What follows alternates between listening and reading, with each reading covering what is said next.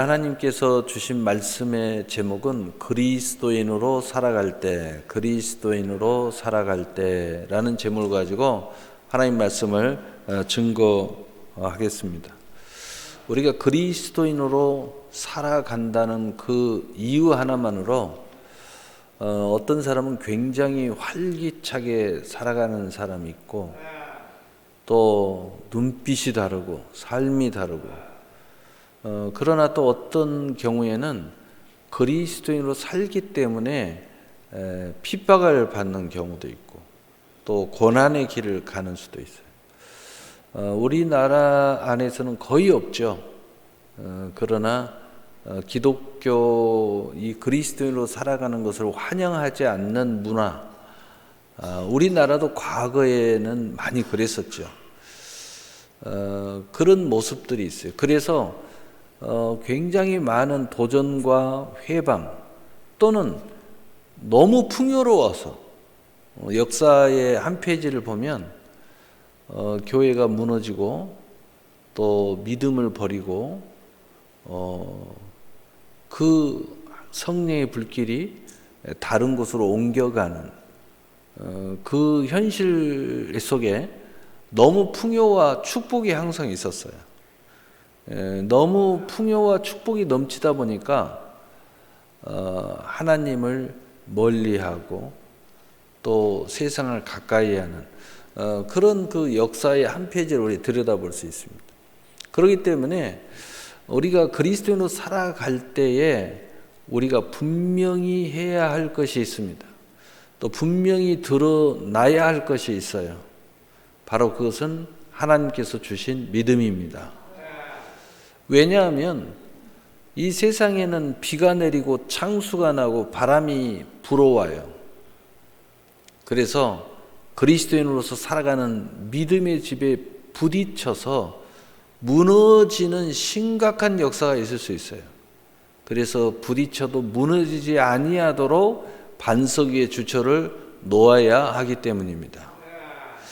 그것을 오늘 본문 주님은 주님의 말을 듣고 행하는 사람, 바로 그리스도인으로 살아가면서 반석 위에 주처를 놓는 것을 분명히 드러나야 되고, 또 분명히 하는 것에 대해서 말씀을 하고 계십니다. 그래서 오늘 그 내용에 대해서 우리가 구체적으로 좀 생각해 보고 또 말씀을 전하고자 합니다. 반석의 주처를 놓아야 할 것은 성경적으로 분명한 것들이 있죠. 그러나 오늘 이 믿음에 대해서 우리가 이런 상황 속에서도, 좋은 상황이든 나쁜 상황이든 어떤 상황 속에서도 그리스도인으로서 끝까지 우리가 살아가서 우리가 천국까지 도착하고, 그리고 이 땅에 살아가면서도 그리스도인으로서 하나님의 선한 영향력을 미치고, 또 세상에서 선한 영향을 미치고 하나님의 뜻을 이루고, 또 우리의 인생에 허락한 우리의 인생의 모든 것들을 승리하기 위해서 먼저 우리가 나는 누구인가 라는 질문을 해야 된다. 여기에 대한 명확한 대답을 할 수 있어야 돼요. 그래야 우리가 이 싸움에서 승리할 수 있습니다. 선한 싸움이라고 그러죠. 여러분, 선한 싸움을 포기하면 안 돼요. 제가 언젠가 말씀을 전하면서 선한 싸움에 대해서 포기하지 말아라. 우리는 좀 편하고 쉽고 쉬운 길을 가기 위해서 선한 싸움을 포기할 때가 있습니다. 그리고 마지막에는 이렇게 생각합니다. 나라도 믿음을 지켜야지. 이렇게 좀 쉽게 생각해서 포기합니다. 그런데 포기하면 어떤 일이 벌어지느냐? 하나님께서 내게 주려고 하는 것, 또 내게 이미 주어진 많은 일생의 기업이 있어요. 영적인 기업도 있고, 혼적인 기업도 있고, 또 육신의 기업도 있어요. 또 심지어는 이 기업이 자식에까지 내려가는 기업도 있고, 많은 기업들이 있는데, 내가 이 선한 싸움을 싸우지 않고 피해버리면, 포기해버리면, 물러서버리면 이 많은 기업을, 하나님이 내게 허락한 많은 기업들이 내게서 사라져요. 뺏겨버려요. 그래서 성경에는 계속 이런 말씀이 많이 나와 있어요. 너의 기업을 빼앗기지 않도록 해라. 너의 면류관을 빼앗지 못하게 하라. 이런 말씀들이 굉장히 많이 있어요. 이 말은 뭔 말이냐면 나는 아무렇게나 해도 선한 싸움을 싸우지 않고 내 아무렇게나 살아도 내 기업은 내게 주어진다. 그게 아니라는 거예요. 하나님이 주신 것은 내가 그것을 받을 줄 알아야 되고 그걸 지킬 줄 알아야 되고 그리고 그것을 확정할 줄도 알아야 돼요. 그래서 30배도 될 수도 있고 60배도 될 수도 있고 100배도 될 수도 있는데 내가 하면 있고 안 하면 없다는 거예요. 그런데 이 선한 싸움을 포기하면 안 된다는 거예요. 이건 모든 것은 선한 영향력, 선한 열매, 선한 영광, 선한 빛, 소금의 역사의 역사이기 때문에 선한 싸움을 싸워야 이게 내게 있어진다는 거예요. 내가 이미 받아놓고도 그걸 뺏길 수도 있다는 거죠. 이 선한 싸움을 포기하면 이걸 잃어버릴 수 있어요. 이 선한 싸움을 싸워서 이기기 위해서 명확히 해야 할 게 있어요. 나는 누구인가? 오늘 요한복음 1장 12절에 영접하는 자, 곧 그 이름을 믿는 자에게는 하나님의 자녀가 되는 권세를 주셨으니 아멘. 나의 정체성이 분명해야 그리스도인으로 선한 싸움에서 승리하고 누구든지 내 스스로가 하나님 앞에서 내 양심 앞에서 모든 사람들 앞에서 나는 그리스도인이야 라고 당당하게 살아갈 수 있어야 된다는 거죠. 나의 정체성이 분명해야 돼요. 그리스도인으로서 정체성을 분명히 해야 된다는 거죠. 하나님의 자녀임을 분명히 해야 합니다.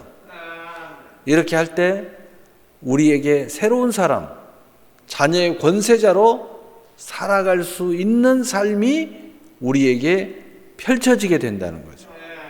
내게 새로운 삶을 만날 수 있게 된다는 것입니다. 새로운 세상인 그의 나라를 만나고 누리는 세상의 문이, 하늘의 문이 열린다는 거예요. 이전 것은 지나 보내진다는 거죠. 나의 정체성이 분명할 때 버릴 걸 버리고 취할 걸 취하게 돼 있어요. 진정한 자유자가 될 수 있다는 것입니다.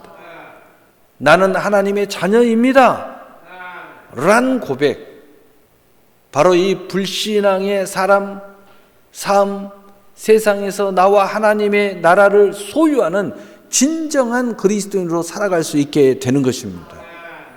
나는 그리스도인이야, 나는 하나님의 자녀야 라고 구체적으로 나의 정체성을 분명히 밝혀야 됩니다. 분명히 해야 됩니다. 고린도후서 5장 17절에 그런즉 누구든지 그리스도 안에 있으면 새로운 피조물이라, 이전 것은 지나갔으니 보라 새 것이 되었도다. 아멘. 새로운 역사가 일어나게 된다는 거죠. 여러분의 정체성을 분명히 하지 않으면 옛것에 붙들리게 돼 있어요. 여러분의 과거에 붙들리게 돼 있어요. 그러나 내가 나의 정체성을 분명히 하면 바로 그 고백에 의한 새 것이 우리에게 열린다는 거죠. 두 번째로 우리는 목적을 분명히 가지고 살아야 합니다. 왜냐?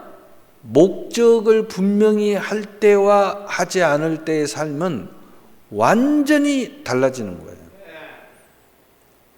우리는 그리스도인이기 때문에, 우리는 믿음의 사람이기 때문에, 하나님의 자녀이기 때문에 우리는 목적을 분명히 가지고 살아갈 수밖에도 없어요.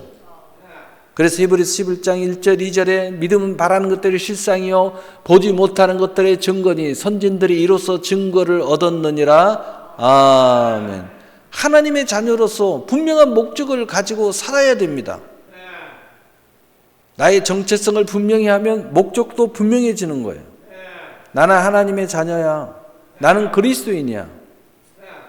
나는 가정을 이룬 사람이야. 나는 우리 자녀들의 아빠야. 나는 누구의 남편이야. 누구의 아내야. 또 교회 안에서는 나는 권사야. 나는 안수 집사야. 또 구체적으로 직임에서는 나는 지금 무엇을 맡은 하나님의 일꾼이야. 세상에서도 나는 어떤 기업을 맡았어 라는 정체성, 이것이 분명해지면 목적은 당연히 분명해지는 거예요. 여러분이 뭔가 고민할 때, 뭔가 어찌할 바를 모를 때 여러분 정체성이 분명해지면 목표가 분명해지는 거예요. 그리고 그 목표가 분명해질 때 내가 어떻게 살아야 되는가, 내가 지금 무엇을 해야 할 것인가, 어떠한 계획을 세울 것인가라는 것이 구체화되는 겁니다. 목적이 없는 사람은 내가 왜 살아야 되는지 모르면서 살아요. 그러니까 오늘 또 걷는다마는 이러면서 아무 생각 없이 사니까 인생의 한마디로 뭐냐, 맛이 없어요. 인생의 맛을 잃어버려요. 소금이 맛을 잃어버리면 사람들에게 버림을 당해서 밟힌다고 그래요. 무슨 이야기냐면 인생의 맛을 잃어버리면 내 스스로에게도 나를 버림을 당해요. 내 가족들에게도 버림을 당할 수 있어요. 내 인생에서 버림을 당해요. 그러니까 버림당한 그 마음은 상실감이잖아요. 그래서 내 인생의 목표가 없는 사람들은, 정체성을 잃어버린 사람들은 상실감 속에서 방황하는 거예요. 그래서 뭔가 모르겠는데 우울해요, 삶이. 뭔가 많은 걸 잃어버리고 사는 것 같아. 그게 뭔지도 모르면서. 왜? 정체성이 없으니까. 뭔지는 모르는데 내가 느끼고 있는 거예요. 잃어버렸다, 허비하고 있다, 나는 왜 이렇게 사는가, 나는 왜 행복하지 못하는가, 나는 왜 삶에 대한 활력이 없는가, 날마다의 삶이 왜 이렇게 힘든가, 오늘 또 나가서 일해야지? 목적이 없으니까 일하는 자체가 너무 힘든 거예요. 그래서 어느 순간에 비가 내립니다. 세상은 그런 거예요. 어느 순간에 창수가 나요. 어느 순간에 바람이 불어닥쳐요. 그때 분명한 목표, 정체성을 갖고 있지 않으면 다 무너져 버려요. 그럴 때 직업이 무너지고, 기업이 무너지고, 가정이 무너지고, 내 인생이 무너져요. 어찌할 바를 몰라요. 어떻게 해야 할지를 몰라요. 우왕좌왕해버리죠. 그러나 정체성이 분명하고 나의 목적이 분명해지면 비가 내리고 창수가 나고 바람이 불어도 그리스도인으로서 당당하게 살아갈 수 있습니다. 나의 정체성이 분명하기 때문에 하나님에 대한 관계를 생각합니다. 하나님은 언제나 내 편이라는 것을 압니다. 하나님은 언제나 나의 기도에 귀를 기울이고 계신다는 것을 압니다. 내가 지금 이런 상황에서 어떻게 해야 될지 명확하게, 그 일들을 명확하게 인식하게 되어 있습니다. 믿음의 분명한 목적은 우리로 하여금 새로운 사람, 새로운 삶으로, 새로운 하나님의 나라로 나아가게 하는 힘이 있게 한다는 것입니다.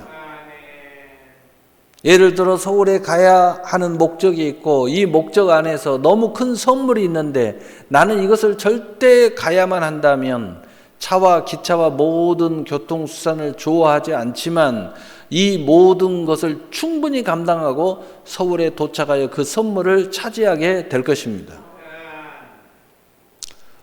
언젠가 우리 이민의 강사가 이제 서울에 총신 다닐 때는 기숙사에 있었고, 또 서울에는 교통이 좋기 때문에 그저 열차를 타고 왔다 갔다 하면 좋았어요. 그런데 이제 대학원 과정을 겪으면서 용인 캠퍼스로 이 대학원이 용인 캠퍼스에 있으니까, 근데 거기는 교통이 닿지를 잘 않아요. 그래서 자가용이 아니면은 거기 들어가기가 굉장히 어려워요. 여러 번 갈아타서 그 학교가 또 골짜기 안에 깊숙한 데 있어가지고요. 그래서 제가 한 몇 개월, 한 6개월 제가 월요일이면 항상 태워서 학교를 데려다 준 적이 있습니다. 근데 제가 장거리 운전하기를 별로 좋아하지 않습니다. 좋아하지 않는데도 아주 기쁨으로 왔다 갔다 했어요. 지금 생각해 보니까 그 시간이 굉장히 행복한 시간이었어요. 왜냐? 우리 딸이고 또 우리 딸을 거기에 데려다 줘야 한다는 더 훨씬 더 큰 선물이 나에게 있었어요.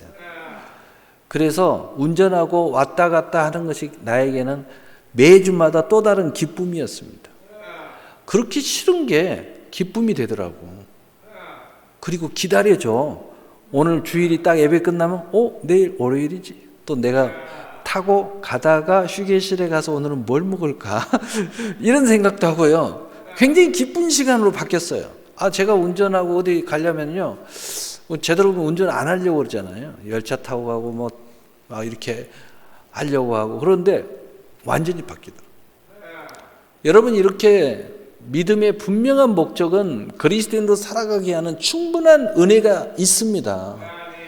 그래서 우리는 목적이 분명해야 된다는 거예요. 여러분이 왜 이 기업을 하는가? 목적이 분명해야 돼요.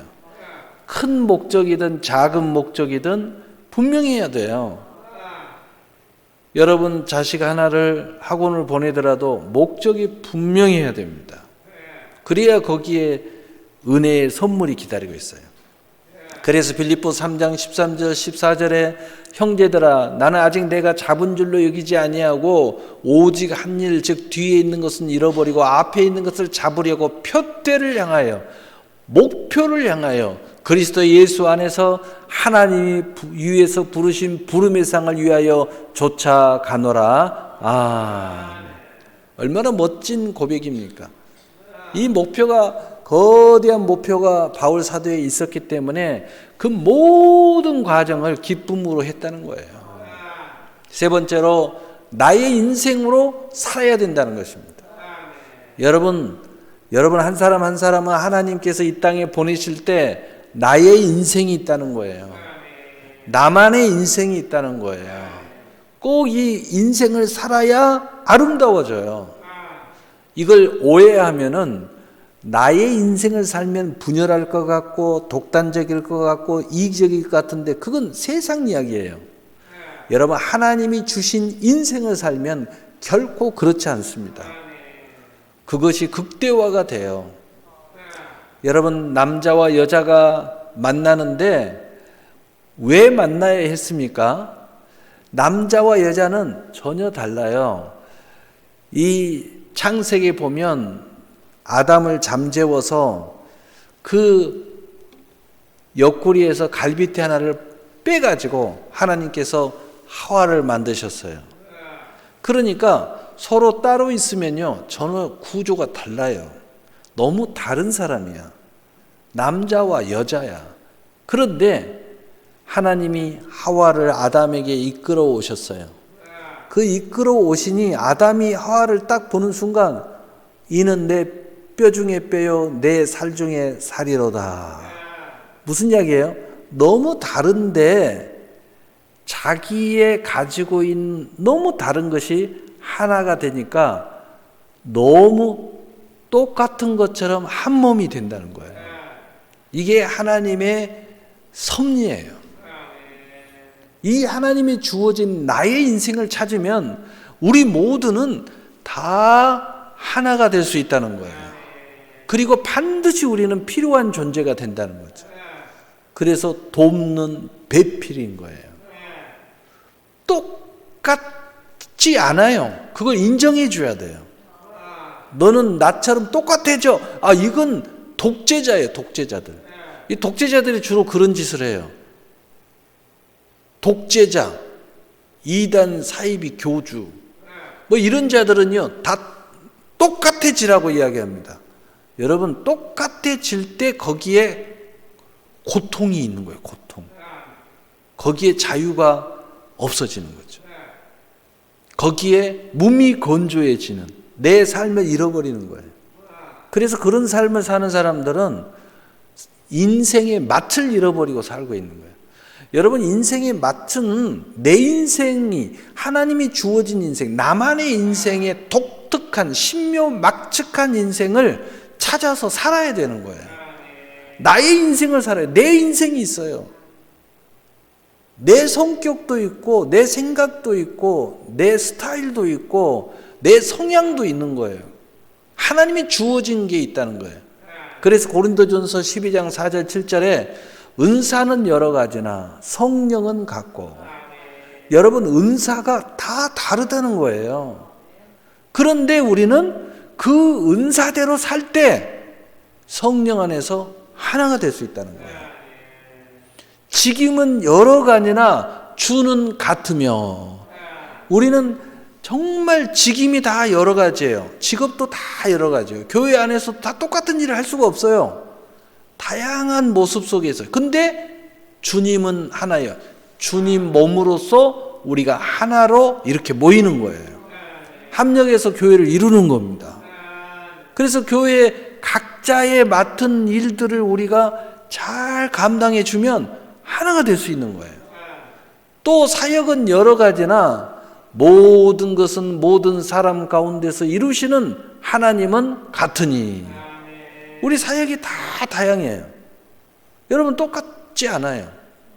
여러분 분명히 알아야 돼요. 분명히 내 사역이 있어요. 이 사역은 내가 해야 돼요. 내가 감당해야 돼요. 누구한테 맡기면 꼭 사고가 나고 실수가 나고요, 문제가 생겨요. 당신이 꼭 이 부분을 맡아줘야 돼요. 그래야 우리 교회가 아름다워져요. 너무 아름다워지죠. 이걸 알아야 돼요. 그러나 역사하시는 하나님은 한 분이셔요.